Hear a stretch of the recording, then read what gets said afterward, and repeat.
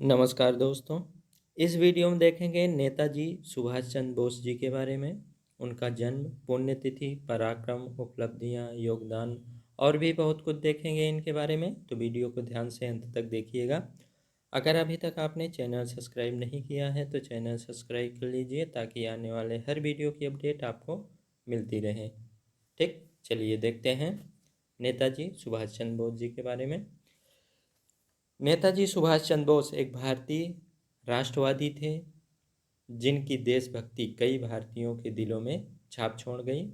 उन्हें आज़ाद हिंद फौज के संस्थापक के रूप में जाना जाता है और उनका प्रसिद्ध नारा तुम मुझे खून दो, मैं तुम्हें आज़ादी दूंगा। ठीक है, तो उन्होंने आज़ाद हिंद फौज की स्थापना की और उनका प्रसिद्ध नारा था तुम मुझे खून दो, मैं तुम्हें आज़ादी दूंगा। नेताजी सुभाष चंद्र बोस की 18 अगस्त 1944 को ताइवान के एक अस्पताल में एक विमान दुर्घटना में जलने के बाद मृत्यु हुई। ठीक है, तो नेताजी सुभाष चंद्र बोस की जब वो टोक्यो जापान की यात्रा कर रहे थे तो ताइवान के समीप उनका विमान दुर्घटनाग्रस्त हो गया और उनकी मृत्यु हो गई, ऐसा कहा जाता है। लेकिन उनका शव अभी तक बरामद नहीं हुआ।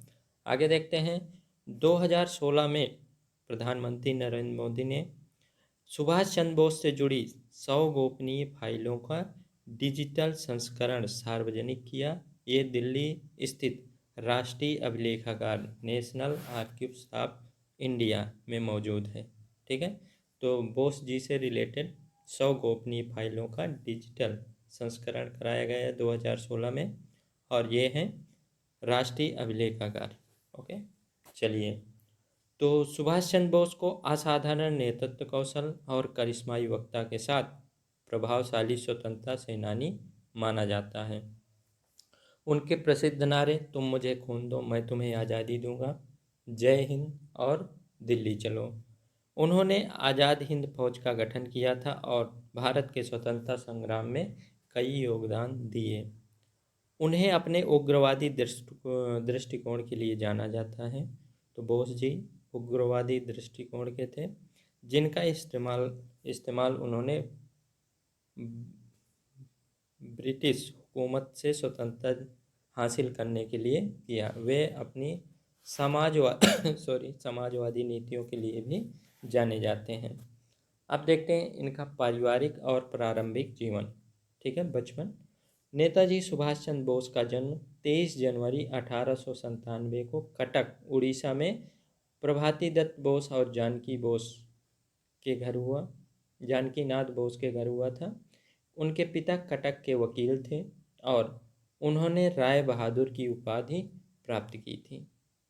ठीक है, Subhash Subhash Chandra Bose नेप्रो नेप्रोटे state European school, जो वर्तमान में स्टीवर्ड हाई स्कूल है, वहाँ से स्कूली शिक्षा प्राप्त की और प्रेसिडेंसी कॉलेज से स्नातक किया।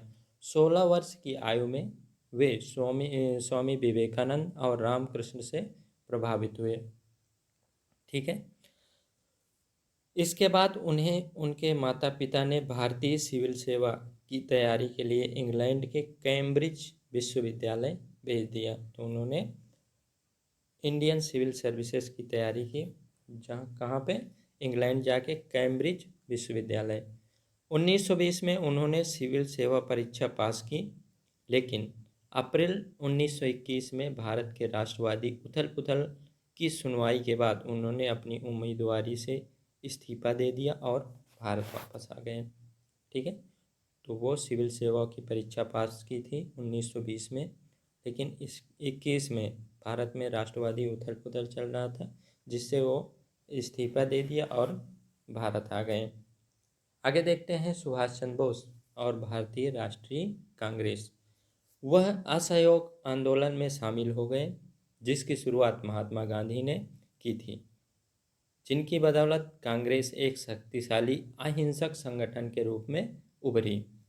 तो बोस जी असहयोग आंदोलन में भी शामिल हुए जिसको शुरू किया था महात्मा गांधी जी ने। ठीक है, आंदोलन के दौरान महात्मा गांधी ने बोस को चित्तरंजन दास के साथ काम करने की सलाह दी। गांधी जी ने बोस को चित्तरंजन दास जी के साथ काम करने की सलाह दी, जो आगे चलकर उनके राजनीतिक गुरु बने। ठीक है। उसके बाद वह बंगाल कांग्रेस के स्वयंसेवकों के युवा शिक्षक और कमांडेंट बन गए। उन्होंने स्वराज अखबार की शुरुआत की। बोस जी स्वराज अखबार की शुरुआत की। सन 1927 में जेल से रिहा होने के बाद बोस कांग्रेस पार्टी के महासचिव बने और जवाहरलाल नेहरू के साथ भारत को स्वतंत्रता में महत्वपूर्ण भूमिका निभाई। ठीक है। तो 1927 में उन्हें जेल से रिहा किया गया और रिहा होने के बाद कांग्रेस पार्टी के महासचिव बने और जवाहरलाल नेहरू जी के साथ भारत को स्वतंत्रता दिलाने में महत्वपूर्ण भूमिका निभाई। सन 1938 में उन्हें भारतीय राष्ट्रीय कांग्रेस का अध्यक्ष चुना गया और उन्होंने एक राष्ट्रीय योजना समिति का गठन किया, जिसने व्यापक औद्योगिकरण की नीति तैयार की।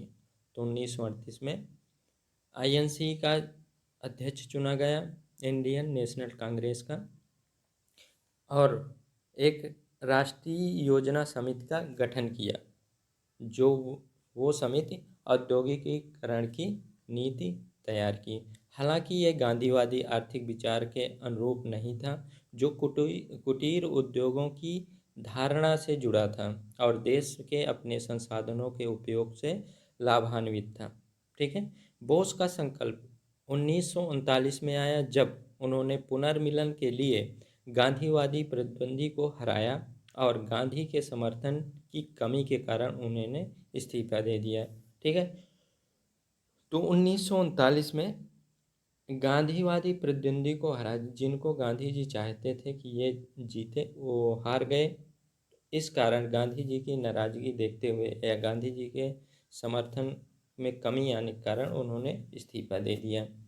सुभाष चंद्र बोस और फॉरवर्ड ब्लॉक का गठन। All India forward block Bharat में एक वामपंथी राष्ट्रवादी राजनीतिक दल था, जो 1939 में सुभाष चंद्र बोस के नेतृत्व में भारत कांग्रेस के भीतर एक गुट के रूप में उभरा। तो ऑल इंडिया फॉरवर्ड ब्लॉक वामपंथी राष्ट्रवादी राजनीतिक दल था। 1939 में बोस जी नेतृत्व किए और ये all India forward block Congress के भीतर ये गुट था।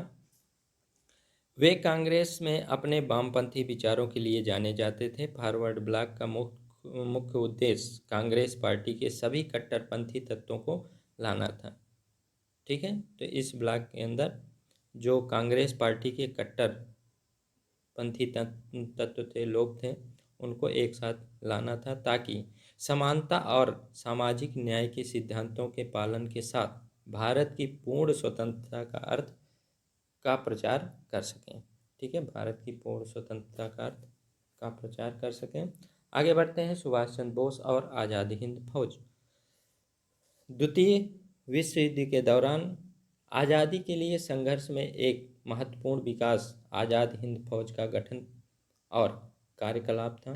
तो द्वितीय विश्व युद्ध जब चल रहा था, तब आज़ाद हिंद फौज का गठन हुआ। ओके। जिसे भारतीय राष्ट्रीय सेना या INA के रूप में जाना जाता है। भारतीय क्रांतिकारी रास बिहारी बोस, जो भारत से भागकर कई वर्षों तक जापान में रहे, उन्होंने दक्षिण पूर्व एशिया के देशों में रहने वाले भारतीयों के समर्थन के साथ भारतीय स्वतंत्रता लीग की स्थापना की। रास बिहारी बोस एक भारतीय क्रांतिकारी थे। वो भाग के जापान चले गए थे और वहाँ पे दक्षिण पूर्व एशियाई जो भी देश थे, वहाँ रहने वाले भारतीयों का समर्थन पाया और उन्होंने भारतीय स्वतंत्रता लीग की स्थापना की। रास बिहारी बोस। जब जापान ने ब्रिटिश सेनाओं को हराया और दक्षिण पूर्वी एशिया से लगभग सभी देशों पर कब्जा कर लिया, तो लीग ने भारतीय युद्ध बंदियों को शामिल कर भारतीय राष्ट्रीय सेना का निर्माण किया। ठीक है। जापान ने ब्रिटिश सेनाओं को हराया, जो दक्षिण पूर्वी एशियाई देश थे, उन पर कब्जा किया। तो लीग ने कौन से लीग ने? भारतीय स्वतंत्रता लीग ने भारतीय युद्ध बंदियों को शामिल किया और भारतीय राष्ट्रीय सेना का निर्माण किया। जनरल मोहन सिंह, जो ब्रिटिश भारतीय सेना के एक अधिकारी थे, उन्होंने सेना को संगठित करने में महत्वपूर्ण भूमिका निभाई। जनरल मोहन सिंह, ठीक है, तो वो ब्रिटिश भारतीय सेना के अधिकारी थे। उन्होंने भारतीय राष्ट्रीय सेना के गठन में महत्वपूर्ण भूमिका निभाई थी। इस बीच सुभाष चंद्र बोस 1941 में भारत से भागकर जर्मनी चले गए और भारत की स्वतंत्रता के लिए काम करने लगे। तो बोस जी 1941 में जर्मनी गए और वहाँ पर भारत की स्वतंत्रता के लिए काम किए। सन 1943 में वह भारतीय स्वतंत्रता लीग का नेतृत्व करने के लिए सिंगापुर आए और भारतीय राष्ट्रीय सेना आज़ाद हिंद फौज का पुनर्निर्माण करके इसे भारत की स्वतंत्रता के लिए एक प्रभावशाली साधन बनाया। तो 1943 में भारतीय स्वतंत्रता लीग का नेतृत्व किया सिंगापुर में, और भारतीय राष्ट्रीय सेना जो आज़ाद हिंद फौज का पुनर्निर्माण किया। आज़ाद हिंद फौज में लगभग 45,000 सैनिक शामिल थे, जो युद्ध बंदियों के साथ साथ दक्षिण पूर्वी एशिया के विभिन्न देशों में बसे भारतीय भी थे। तो आज़ाद हिंद फौज में युद्धबंदी थे और दक्षिण पूर्वी एशिया में जो भारतीय बसे थे वो लोग भी थे। सुभाष चंद्र बोस अब नेताजी के रूप में लोकप्रिय थे, ठीक है, अब उन्हें नेताजी कहना ज़्यादा लोग पसंद करते थे। 21 अक्टूबर 1943 को उन्होंने सिंगापुर में स्वतंत्र भारत आज़ाद हिंद की अंतरिम सरकार के गठन की घोषणा की, ठीक है। तो 21 अक्टूबर 1943 को सिंगापुर में स्वतंत्र भारत आज़ाद हिंद की अंतरिम सरकार के गठन की घोषणा की। नेताजी अंडमान गए, जिस पर जापानियों का कब्जा था। जापानियों ने अंडमान पर कब्जा कर लिया था, तो वहाँ पर गए नेताजी और वहाँ उन्होंने भारत का झंडा फहराया था, ठीक है। 1944 की शुरुआत में आज़ाद हिंद फौज INA की 3 इकाइयों ने भारत के उत्तर पूर्वी हिस्सों पर अंग्रेज़ों को भारत के बाहर से हमला करने में भाग लिया। तो उत्तर पूर्वी हिस्सा, भारत के उत्तर पूर्वी हिस्सों में वहाँ से अंग्रेज़ों के ऊपर हमला किया INA आज़ाद हिंद फौज। शाह नवाज खान आज़ाद हिंद फौज के सबसे प्रमुख अधिकारियों में से एक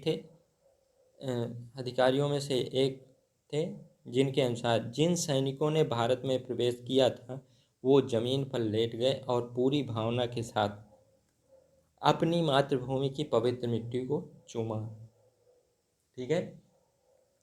तो शाह नवाज खान आज़ाद हिंद फौज के एक प्रमुख अधिकारी थे। वो उनके अनुसार ये कहा जाता था कि जो सैनिक भारत में प्रवेश किया था वो ज़मीन पर लेटकर अपनी मातृभूमि को चूमा। हालांकि आज़ाद हिंद फौज द्वारा भारत को आज़ाद कराने का प्रयास विफल रहा, ठीक है। आज़ाद हिंद फौज के द्वारा जो प्रयास चल रहा था भारत को आज़ाद कराने का, वो प्रयास विफल रहा। भारतीय राष्ट्रवादी आंदोलन जापानी सरकार को भारत के मित्र के रूप में नहीं देखता था। भारतीय राष्ट्रवादी आंदोलन जो चल रहा था वो जापानी सरकार को भारत के मित्र के रूप में नहीं देखता था। इसकी सहानुभूति उन देश के लोगों के साथ थी जो जापान की आक्रामकता के शिकार थे, ठीक है। हालांकि नेताजी का मानना था कि जापान द्वारा समर्थित आज़ाद हिंद फौज और भारत के अंदर विद्रोह की मदद से भारत पर ब्रिटिश शासन समाप्त हो सकता है। भारतीय राष्ट्रवादी आंदोलन जो चल रहे थे वो नहीं मानते थे कि जापान उनका मित्र है, लेकिन बोस जी ये सोचते थे कि जापान को उनका समर्थन मिल जाएगा आज़ाद हिंद फौज को, और जो भारत के अंदर विद्रोह चल रहा था उसकी मदद से ब्रिटिश को हटाया जा सकता है भारत से। आज़ाद हिंद फौज